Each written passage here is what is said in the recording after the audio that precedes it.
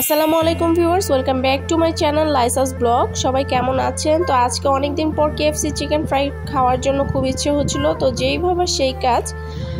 তো আমরা ওইখানে যে অনেকগুলো ঈদ অফার দেখতে পেলাম। তো তার মধ্যে ছিল যে মেল ফর 2 পারসন, সেটা হচ্ছে 999 টাকার এই প্যাকেজটা। তো এইটাই আমরা অর্ডার করার জন্য এতক্ষণ দাঁড়িয়েছিলাম। তো সব সময় দাঁড়িয়ে থাকতে হয় অনেক ভিড়ের মধ্যে, অনেক লম্বা সিরিয়ালে, কিন্তু আজকে কোনো সিরিয়াল নেই, ভিড় নেই। তারপরও ওদের সার্ভিসটা এত বাজে ছিল যে এতক্ষণ আমরা দাঁড়িয়েছিলাম, আমাদের অর্ডারটা ওরা নিচ্ছিলই না।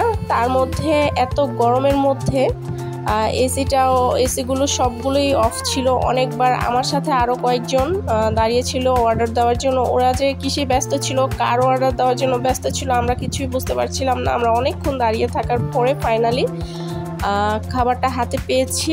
তো এইখানে এই যে চিকেন পপকর্ন, আমাদের যেই অফারটা নিয়েছিলাম 999 টাকার, সেটার মধ্যে ছিল chicken popcorn, 4 piece chicken strips, তারপর হচ্ছে 2টা বার্গার।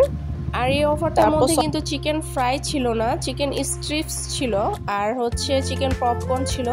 তো চিকেন পপকর্নটা আমার সবসময় এখানকার খুব ভালো লাগে, আর চিকেন ফ্রাইটাও তো সবসময়ের জন্য কেএফসি বেস্ট। এখানকার রাইস বল আর বার্গার আমার কাছে তেমন একটা বেশি ভালো লাগে না, রাইস বল তো একদমই না।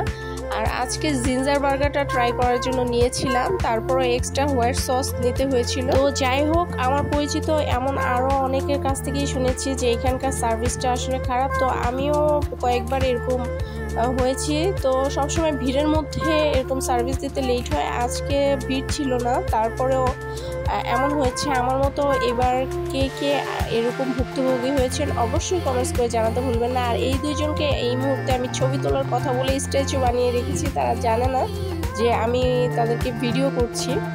তো সবাই ভালো থাকবেন, আর আমার ভিডিওটি কেমন লাগলো অবশ্যই কমেন্টস করে জানাতে ভুলবেন না। আজকের মতো এখানেই বিদায় নিচ্ছি। আল্লাহ।